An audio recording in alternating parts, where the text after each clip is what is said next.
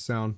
And anyway, so we're gonna get into the Weekly Worker. So Weekly Worker, they had an announcement. They said that that due to lack of resources for maintaining and moderating their Facebook group for the readers group, they're gonna shut it down very soon. So they had a readers group Facebook page, which basically, as I understood it, it helped them to interact more with Facebook. But I mean, I would say it was kind of fairly dead. Like looking at it, I mean, I've tried to look at it. I mean, they have a normal, weekly workers Facebook group too, right? Yeah, they do. So, yeah, I mean, is there discussion? There's discussion on both of them, right? Yeah, I, yeah, and I don't and the understand why they had both. the readers group was kind of slow. I mean, to be honest, it doesn't seem like they've really done too much onto their, like they've tried to make a big Facebook presence or anything. Um and and and they have like live streams, but their live streams are fairly insular and closed off, like they're difficult to interact with. Like like they have like their committee live streams between their members, but then like the only way to interact would be like through the Facebook comments. Like you can't like I haven't figured out how to join it with Zoom. Uh and and so there, to me, like that's, I mean, I'm not, I wouldn't, partly it might be a technical issue, but then I also think that like um they haven't made it like a priority to really reach out to people beyond like the reading group or beyond CPGB. Okay, so it's good that there's kind of streamlining. I think that's good actually. We don't need like multiple small groups, is it, or multiple groups with groups within their groups of groups talking about their same policy. So Yeah, I I mean, think it's good. It just for adds us less it makes it confusion. more difficult to keep track of all of it. Yeah. um So yeah, and yeah, and so that, I just wanted to make that little quick announcement that was by them. uh so locally this week, uh Derek Chauvin, the he this is the police officer who was kneeling like on the neck and the back of George Floyd, uh which basically killed him. uh and he has like been on trial, and so this has been kind of talked about um and followed. uh it's a high profile trial. This is basically like the next Black Lives Matter trial, right, in the United States. Like I'd say the first big one was the guy who choked out Eric Gardner in New York, and I think that was the last one. um I could be wrong. I know there was also the like before that. I think there was like was it Tamir? I think it was Tamir Rice, um, and George Zimmerman.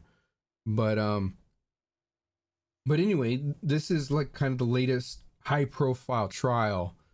Uh, with the police killings, uh, and the tone of the trial seems to be shifting in the direction that Chauvin will be found guilty, as I understand it. Like, there's been a number of witnesses that basically say, "Look, we tried to tell him to get off. Like, he had to get pushed off by EMTs and that kind of thing." And Oakland Socialist, so that's John Ryman. He wrote about it. Um, do you agree with him saying that that he says, I quote, I think the mainstream of the US capital class very much very much wants a conviction. They know they have to get the police in hand. I kind of think so. Yeah.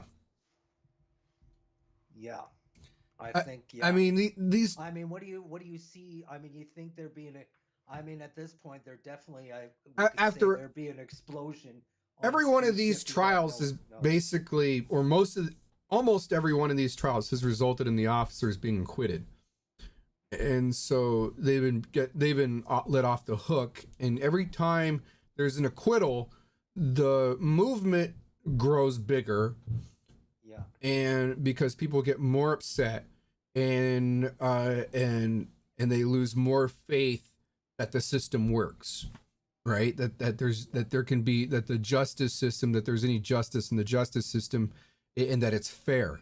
And so, and if people don't think it's fair, then, and they don't trust the justice system to work out, then they're more likely to take more militant actions, and they'll be more radicalized. And I think the ruling class understands this, and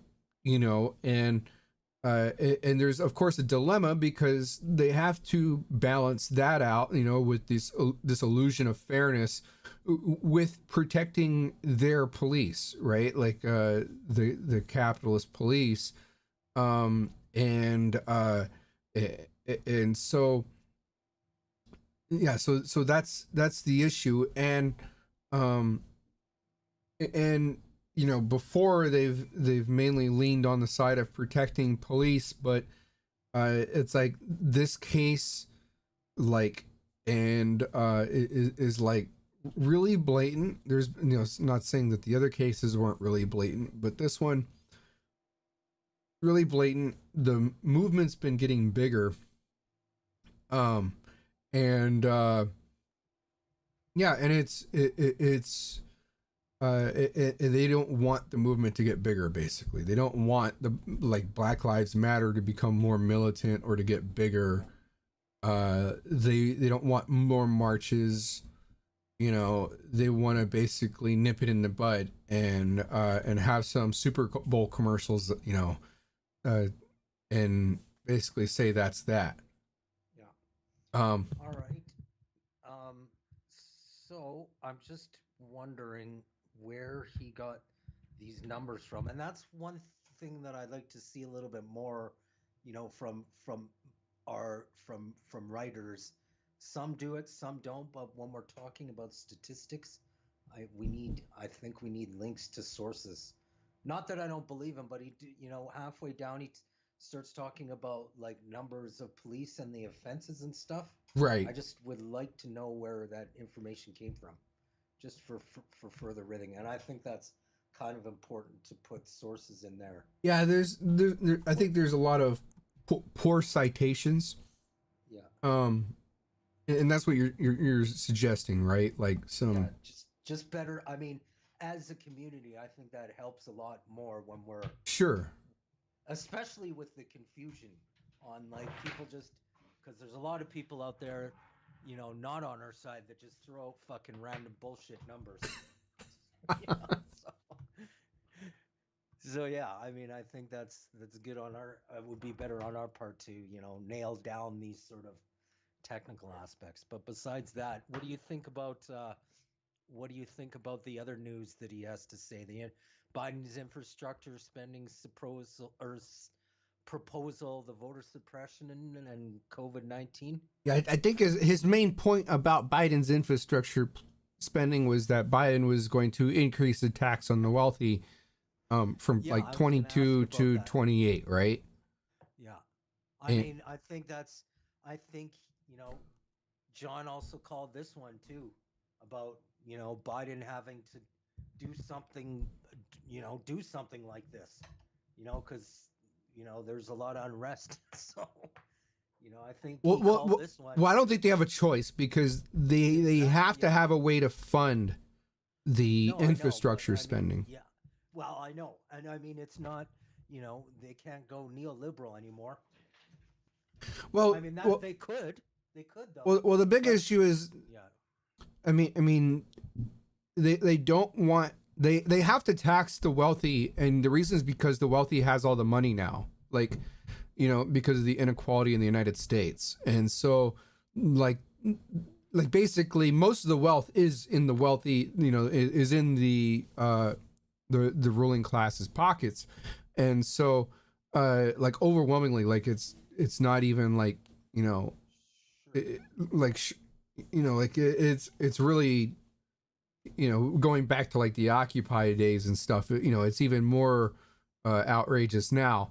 And so like, especially after like Trump, because there's been 4 years of like what they say like 22% tax rate, which is like nothing.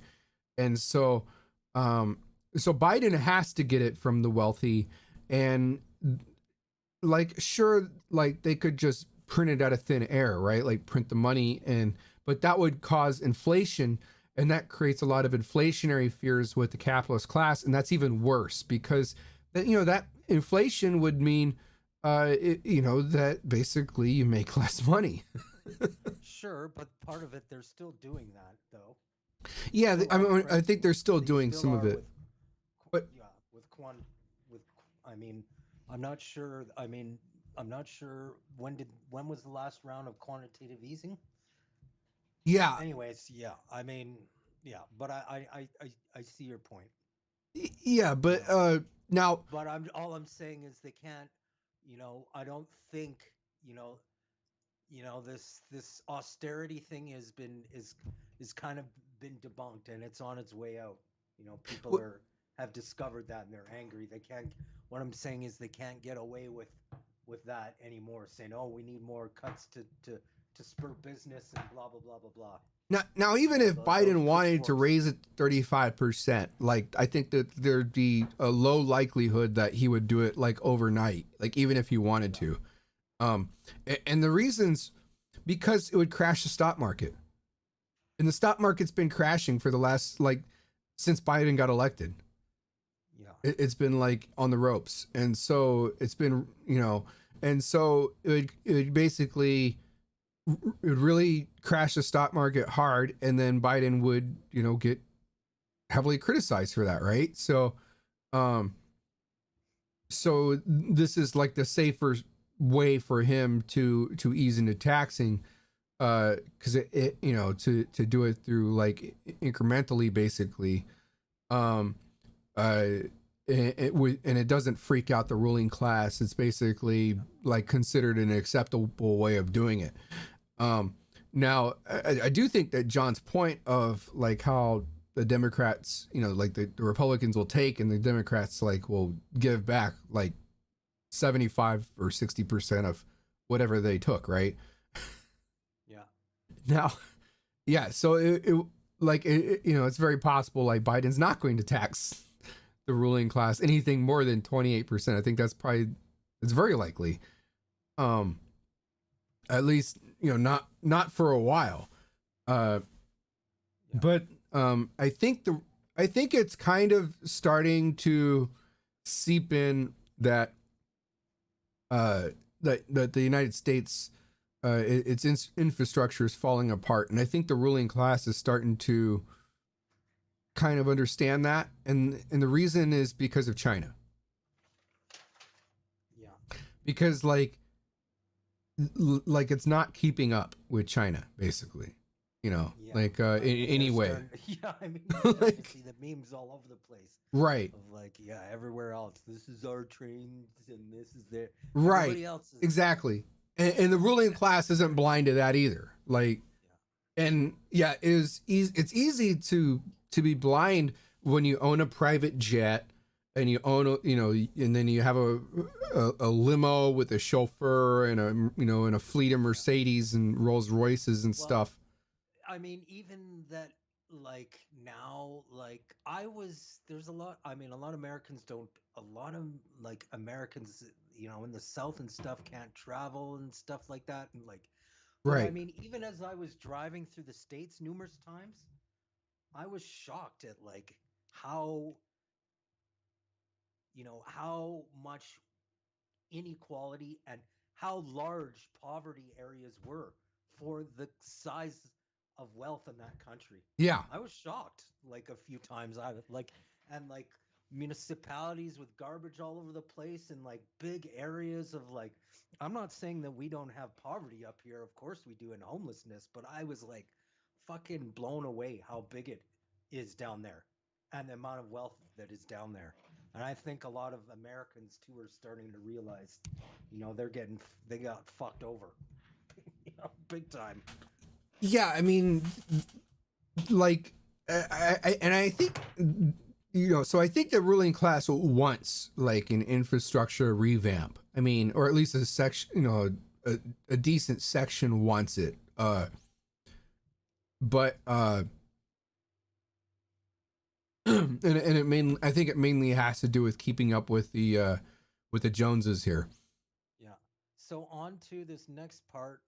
What about the voter suppression in Georgia and his take? I mean, I didn't really follow quite. I mean, it's making the news, but I'm not sure what's going on there. Can you tell? I don't think that voter suppression is really anything new. I mean, I think that, yes, there's voter suppression, but I don't think it's new. Like, I don't think it's like a new phenomenon. I'm hearing this thing coming out of Georgia because they're thinking about moving the All-Star game now, from what I've heard, or some shit. I mean, like I remember when I was in college and I took like Texas politics, like, and this is like, I'm trying to think how old I am. So it's like 20 years ago, right? And like, anyway, like, I remember back then it was like, voter suppression was like kind of like Texas politics 101. Like that's been going on forever, pretty much since the end of segregation, because and gerrymandering as well. And it's just been a, like, it's basic politics that this happens. Basically, politicians draw lines on a map to make things in their favor, right? And a lot of that has to do with has to do with class and race, and to basically carve out certain ethnic groups or income levels or whatever to create the demographic that they want, that creates their base so that way they can get elected or reelected. And so that's like very to me it's just run of the mill stuff.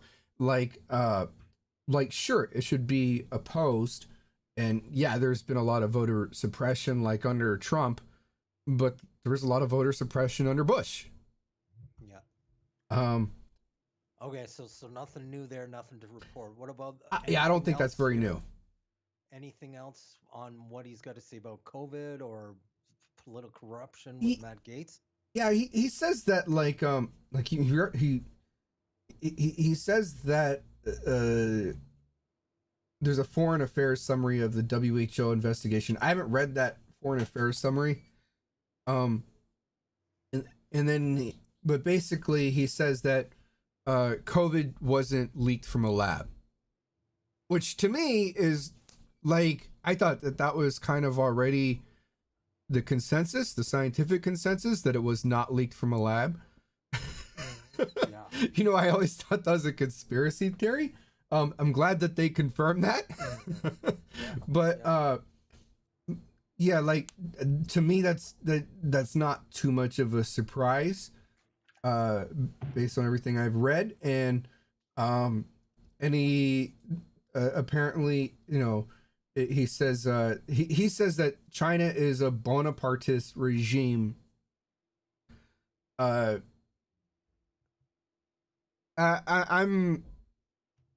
not so sure if that's the best description of China today in 2020.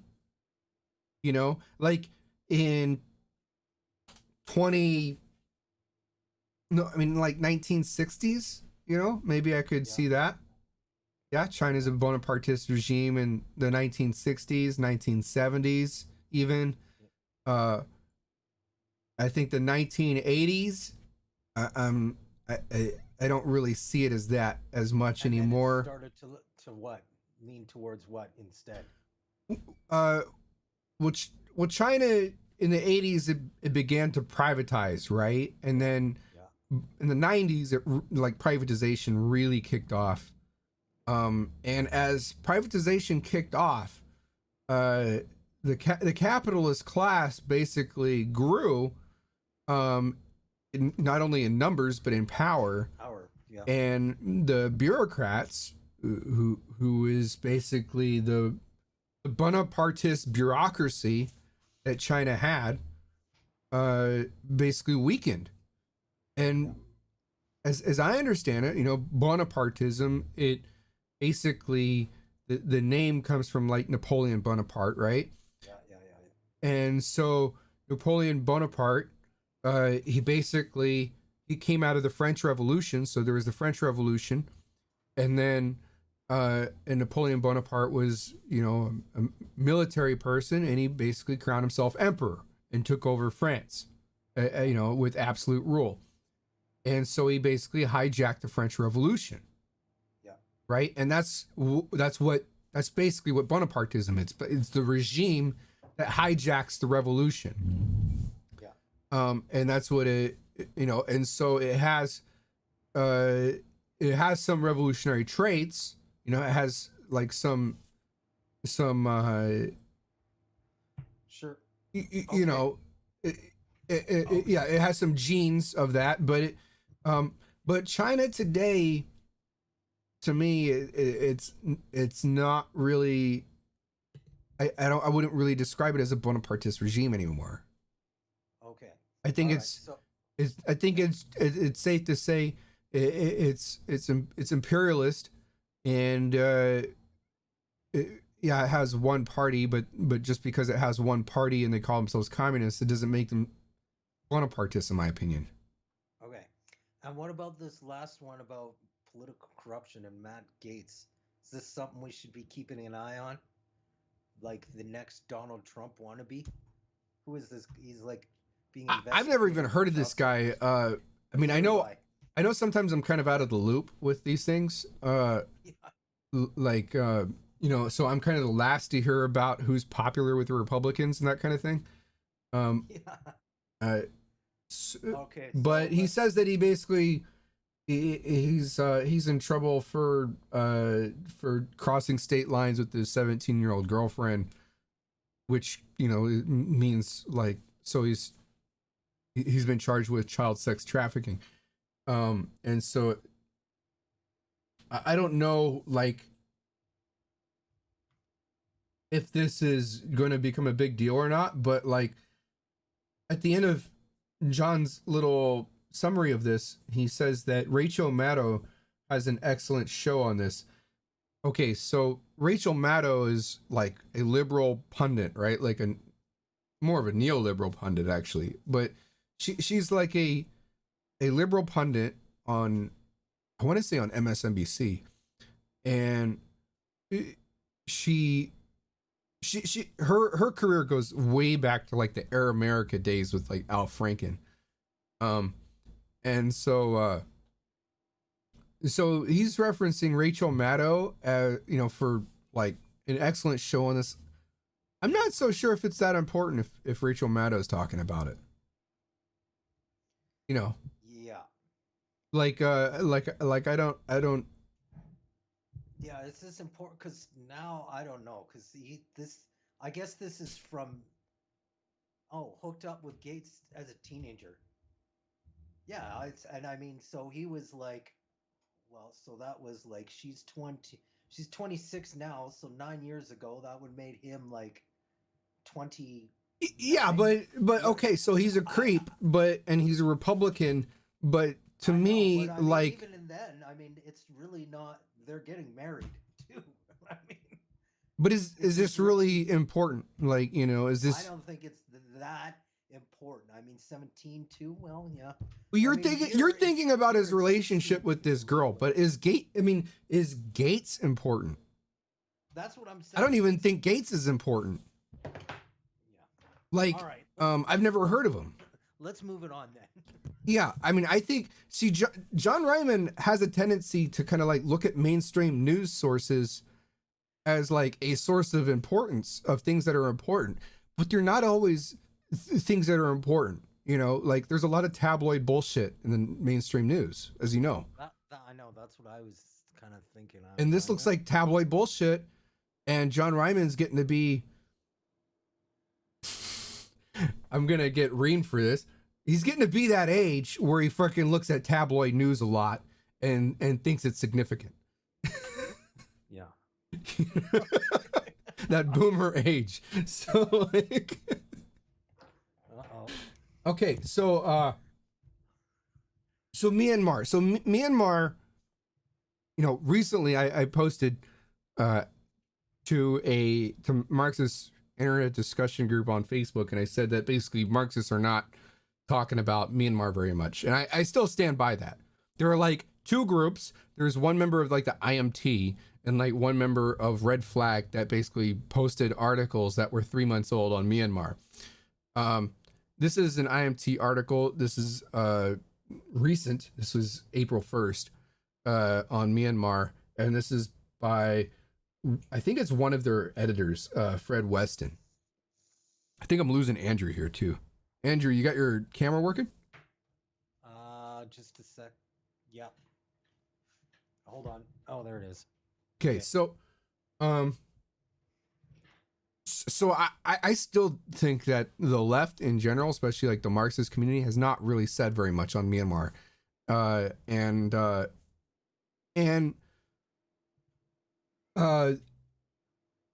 There's a lot of concerning confusion because like Myanmar has a very close proximity to China, right? And so I find it very concerning, and because of that and the military's relationship with China and the amount of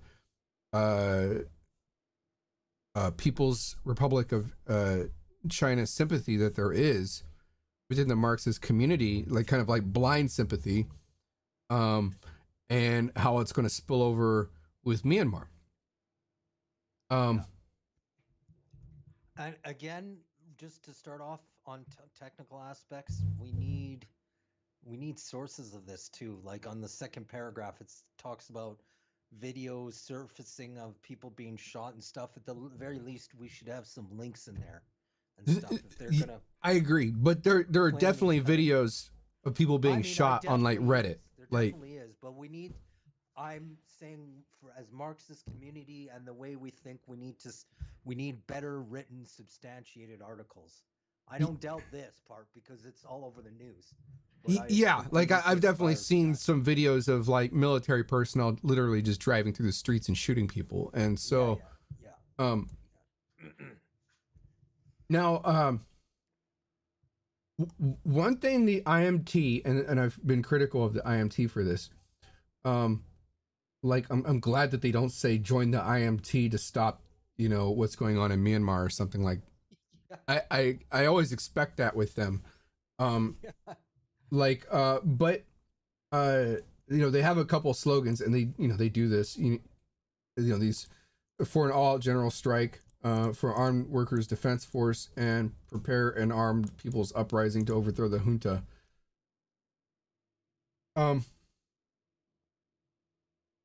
So they have these kinds of slogans at the end.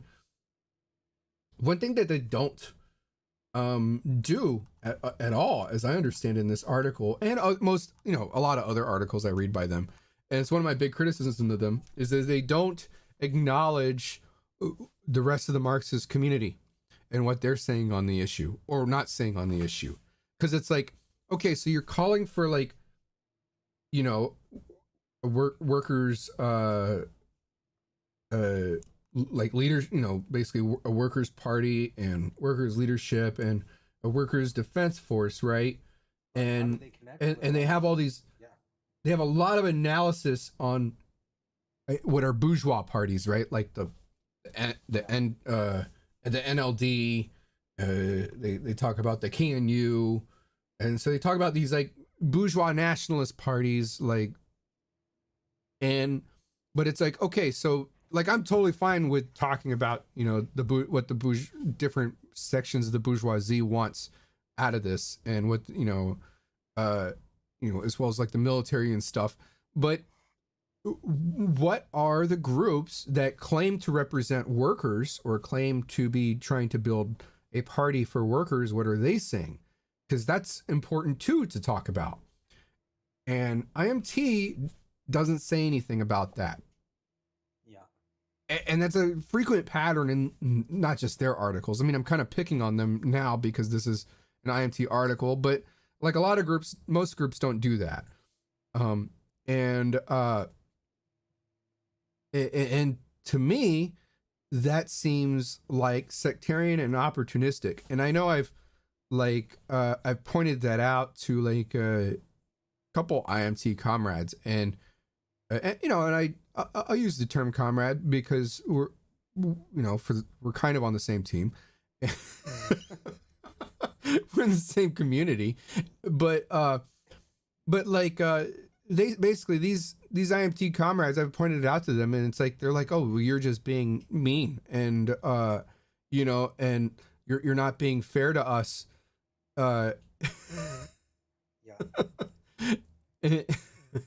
And so that's my big issue with this kind of discussion. We can have a discussion about Myanmar, but we have to also have a discussion, like when we're talking about things like Myanmar, to talk about like, well, what about like the groups and the activists that claim to represent workers? What are their slogans? What are they,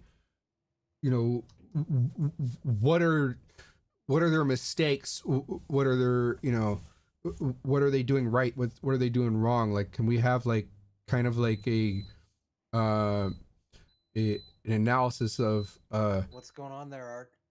Oh. Is that you? Yeah. Hang on a sec. I got an alarm here. Yeah.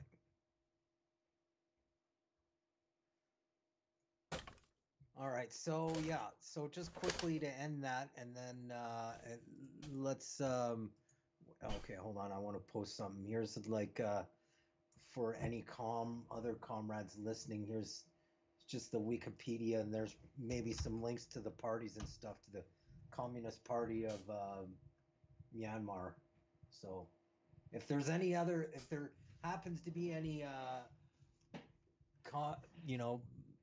comrades from Myanmar, send us the links and send us some information on how other organizers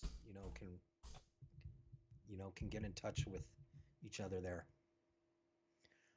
Yeah, because I haven't really found anything. Here's the Communist Party Facebook of Myanmar. So I'll just post that there, and there we've done more than IMT has done.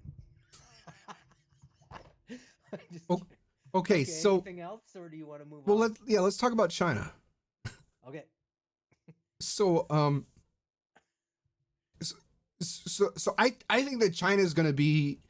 I mean, China's been in the news, quite a bit, but I think we're going to just see more and more stuff on China, like in general, as time goes on, because China's an emerging imperialist power, and I consider it an imperialist power, an emerging imperialist power, and I mean like an emerging big imperialist power, like not just like a small country. Like China's huge, its economy is huge, and so talking about China, there's it's been in the news lately.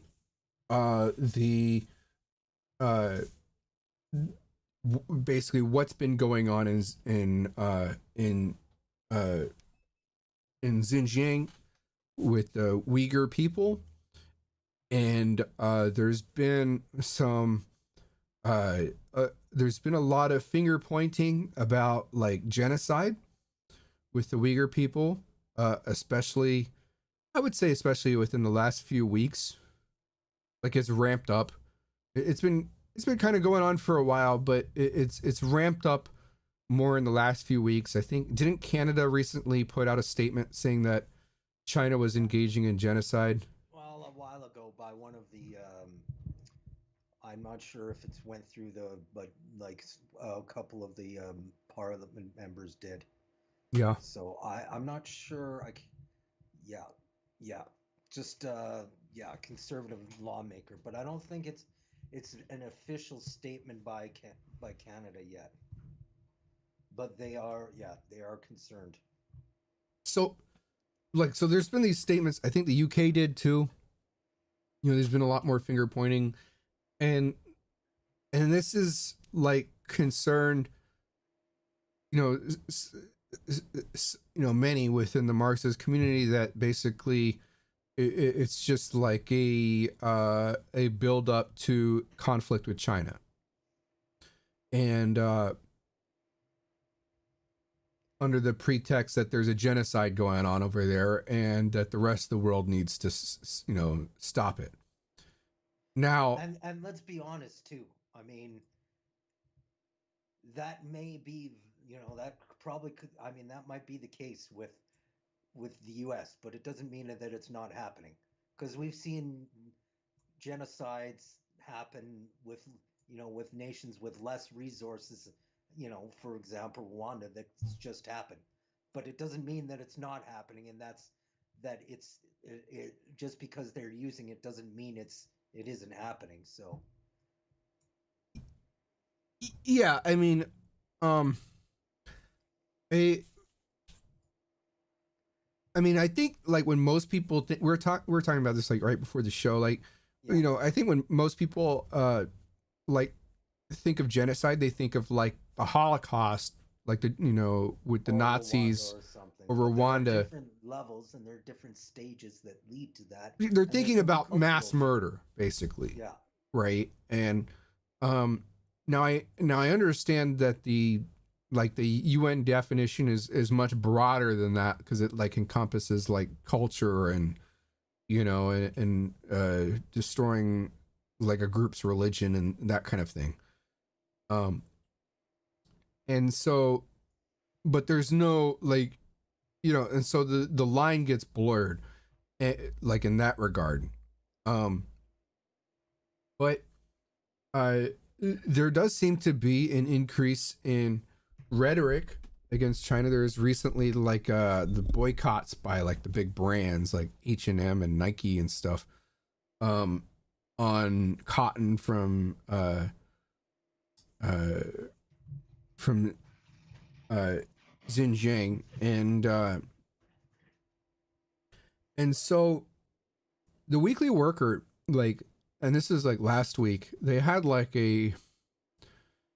their a meeting. I don't know if it was the readers group meeting or the PCC meeting or whatever. They had a meeting between some of their members, the CPGB members, and I noticed a lot of them like basically reacted to these accusations of genocide with, well, we all know that there's no genocide going on, and that this is just an excuse to go to war with China.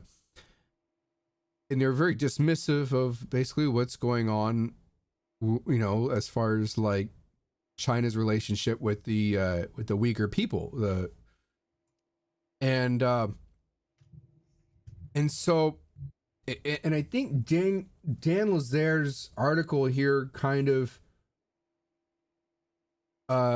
lays out their position, right? Like that, like they're more concerned, like they've emphasized more this concern that the U.S. and Europe would engage in an armed conflict with China, and use this as an excuse, basically, to do so, than it actually being real or not. But yeah, I mean, I have not been impressed at all by the Weekly Worker's position on this subject.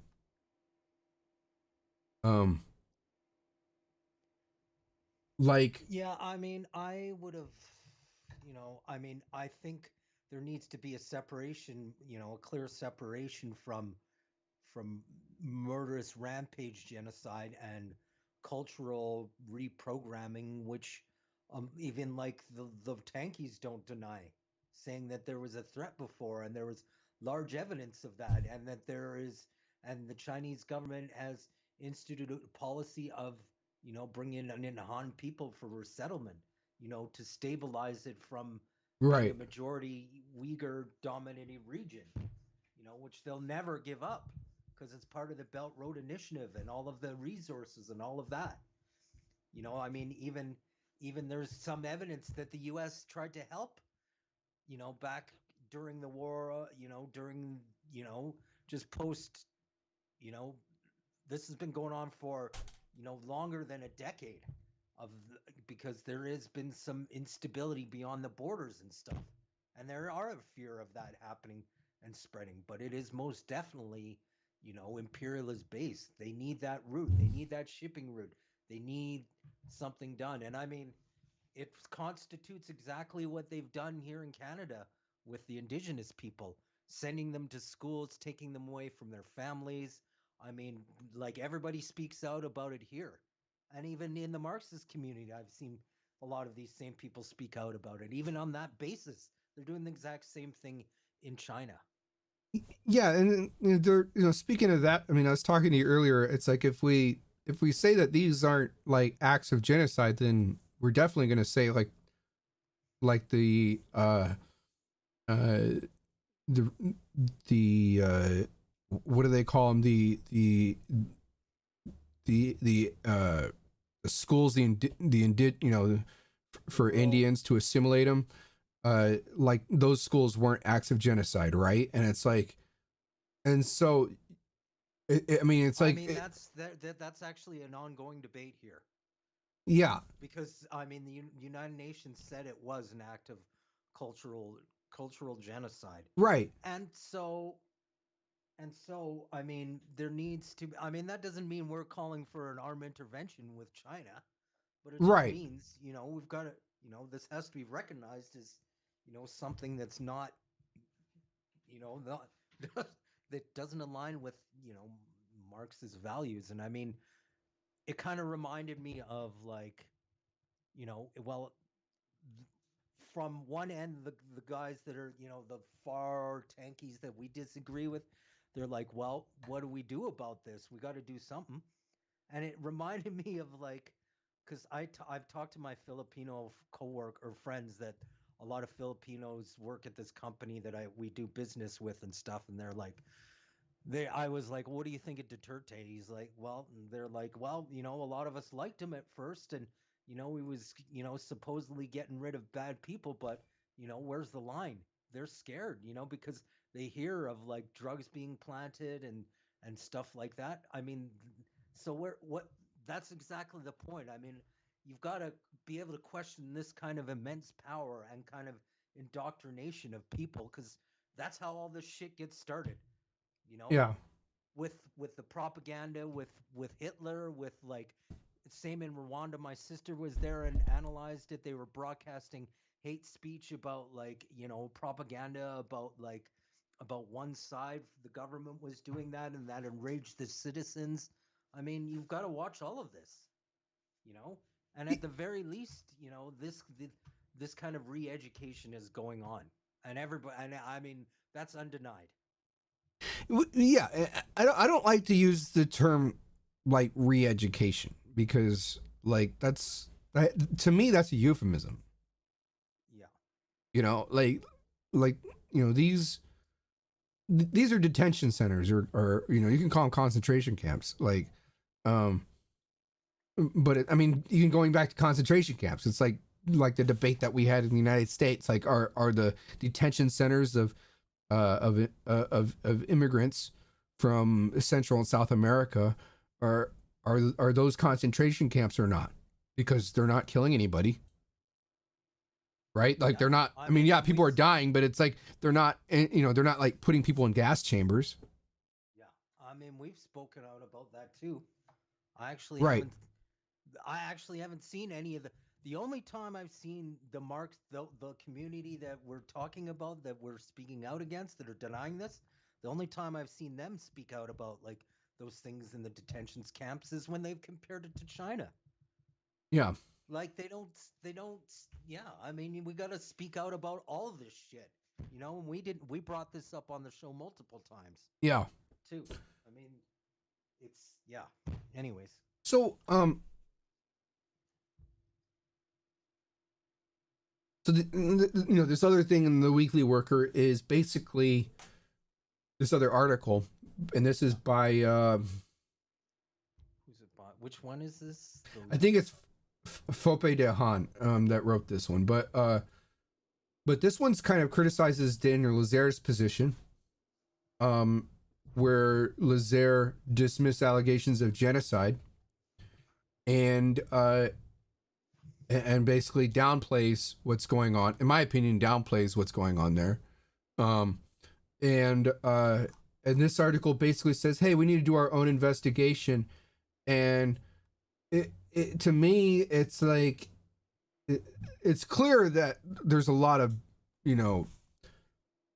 what's going on over there in Xinjiang is very concerning. And this article here is just like, well, we just need to investigate it. There seems to be some settlers there and that people are being arrested.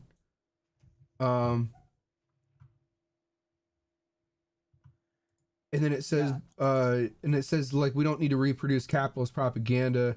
We need to undertake our own research into where the smoke is coming from. And it's like, yeah, okay, I agree, but this isn't like a new phenomenon, like what's going on in Xinjiang. no, Like it's not like it just appeared on the map and it's like, like yesterday. Like this has been going on for a long time. Some academic articles from like over 10 years ago on like the integration and this and what's going on there. Yeah. So I mean, it isn't anything new. Right. So it's like when we say, hey, we need to start our own investigation. Yeah, like this one's even from 2007. This shit goes way back. Yeah, like to me, that's like saying, yeah, there might be detention camps on the southern border of the United States, and maybe immigrants are being held there, but we should do our own investigation before we draw any conclusions on that. Yeah. Like, despite all the evidence, are you kidding me? So this is just a way to basically avoid the topic, in my opinion, Yeah. by saying, hey, we need to just investigate it more.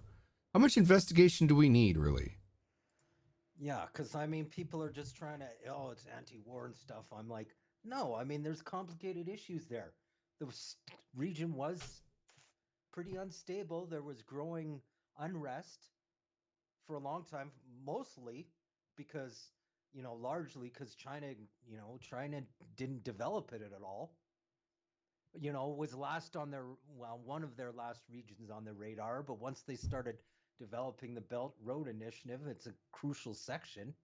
So, I mean, there's a long history. This isn't something new that's just popped out overnight. There's been tensions there for quite a while.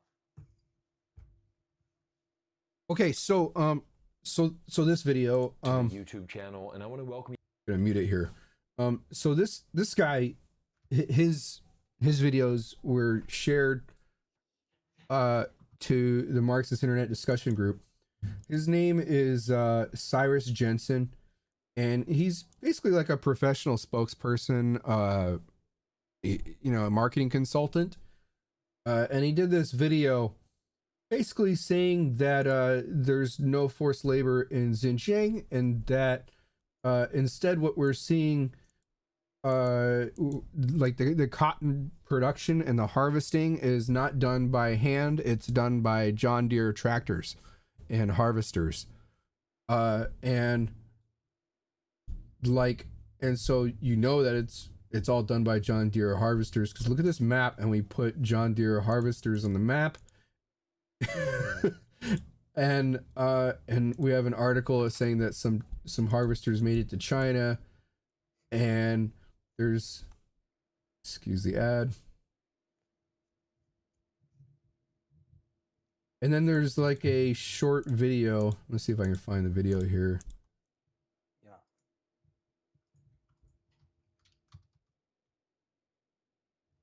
I thought he had a short video. I thought Here it he did is, too. right here. And so he has a short video. And this video here has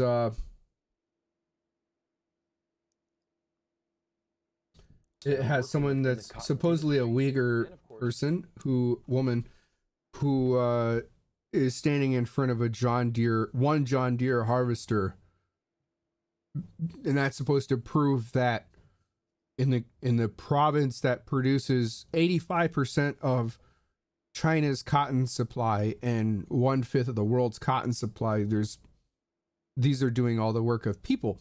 But there's been a lot of videos posted, like on Twitter and Reddit, of Uyghur people like handpicking cotton and their kids handpicking cotton. Sometimes with their kids on their backs, and sometimes the kids themselves doing it. And I mean like toddlers, like little kids. And so someone within that group, within that Marxist internet discussion group, looked this guy up and found out that he's basically a marketing spokesperson. And this is if you look at, I looked him up too, and yeah, he's a total marketing. Right. Even I looked him up because the shit that he was saying, I was just like, "Are you kidding me?" He's like, "All of us want to know that our stuff is ethically sourced and blah blah blah," And I'm like, whatever. Yeah. And then I looked, and he's yeah. And if you look at his like profile, it's like, and look at the videos that he puts out. It's like the truth of, it's like every video is like basically a Chinese propaganda video. Yeah. And this is a kind of pattern. It's not just this guy. There's like a lot of these kinds of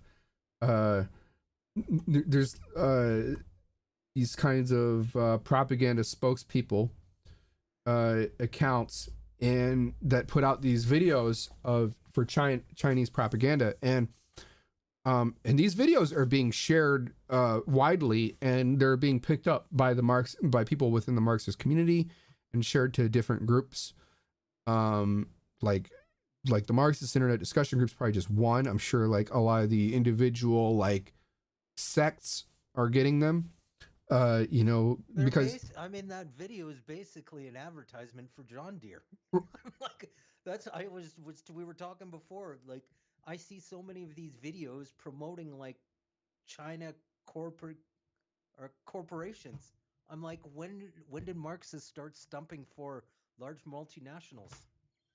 Yeah, and I don't. Yeah, I mean, I don't think this guy's like a Marxist at all. Yeah, no, not this, but like all the people that are sharing it and stuff are. But I think a lot of the people that are sharing it are like, I want to say they're basically they're brain dead, right? Because it's like let's think about, well, like what kind of person, who's like, whether they're in China or not, like who's going to build a YouTube page and spend 2-3 hours making a video, right? Each one of these videos probably takes 2-3 hours. I mean, it could be longer. Making a video, and every, like maybe 12 videos in their collection, and all of them are basically supporting China on different issues. Well, I mean, I would think it would be someone that's being paid. Because they basically, they don't have independent thought on these things.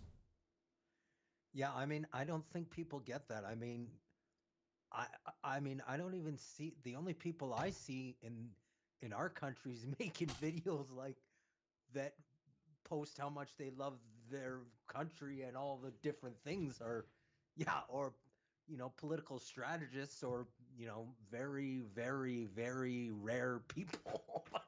There is an overwhelming tide of people putting this stuff out. I'm like, Are you just, what is going on? I mean, I don't put that kind of stuff out about my country. Right. Yeah, and it's like, and a lot of these videos are very cheesy. Like they feel really robotic, right? Like they don't feel like they're genuine. Like it's a genuine opinion. So yeah, anyway, so I just wanted to address that there's like this kind of flow of propaganda that's coming out. And a lot of these spokespeople are white. You know, nothing against white people, but they're white because China, you know, it's in China and outside of China, it's largely like in, you know, for marketing, it seems like that white people have more credibility, and so we want a white spokesperson kind of thing. Yeah, and so you'll see that. And the other thing is in China, it's like, well, what kind of jobs can foreigners get? That's another thing to think about. Right? Well, they need spokespeople and models, and you know, and they but like, really, like what kind of jobs can foreigners get that's going to pay decently? You know, living in China. And so that's another thing to think about. So with that, there's a thread that I thought was interesting. This is by someone on Twitter who calls himself for the abolition of the proletariat. And it's a libertarian communist, so it's an anarcho-communist that put together this thread, and it was shared. This thread has been shared like in different groups in the Marxist community, and some of these, one of these articles is by CPIML, and so CPIML is the Communist Party of India, Marxist-Leninist, so it's the Maoist CPI, and it's pretty interesting. I was actually more impressed by this than anything in the Weekly Worker lately. This thread, or just this article? This article, which says something too, because we've seen some poorly written statements by CPI. Yeah, this one is not really poorly written. I think I don't know if a team put this together or if one person put it together. But basically, this article is mainly referencing the Communist Party of China and official statements coming from China on what's going on in Xinjiang. And that's its main references. It's referencing mainly a white paper, or a couple white papers from China. And it basically says, look, China doesn't seem to be denying what it's doing there. And this is really concerning. And it's basically rounding people up and putting them into camps, into concentration camps. And you know, and then there's kind of like an Islamophobic aspect to it, as well as like as well as an ethnic aspect to it. And the thing is, like, what China is doing there, it's important to recognize, because for the CPIML, there's the issue of, which is in India, there's the issue of Kashmir and what India is doing in Kashmir, because Kashmir's, occupied territory, and the allegations by the Indian government of terrorism, of Islamic terrorism in the north, is really not too different from the allegations by China of terrorism coming from Xinjiang. and this has justified India's occupation of Kashmir, and it basically says, look, the Kashmiris aren't being put into any camps like this, at least not yet. But if we think that this is acceptable, then how are we going to speak out if they want to do this kind of thing in Kashmir? So I thought it was a pretty mature analysis coming from CPIML.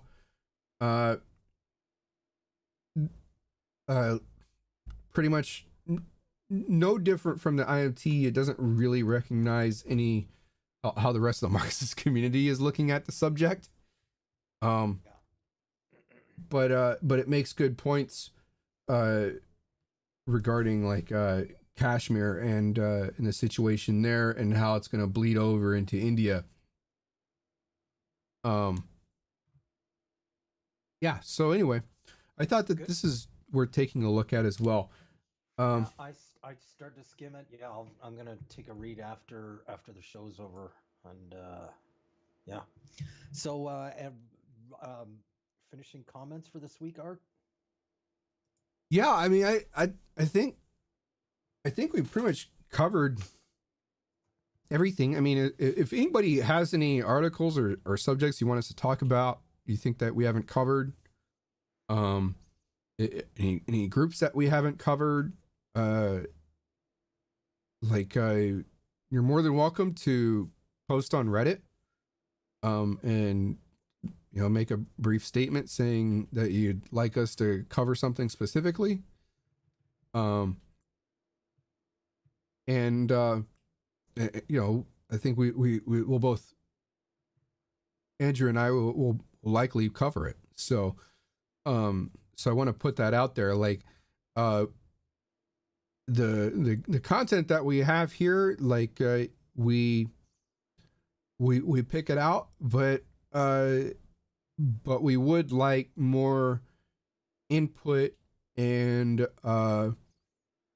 from the rest of the community, to basically pick out content, to post things that we think that's relevant to the community, right?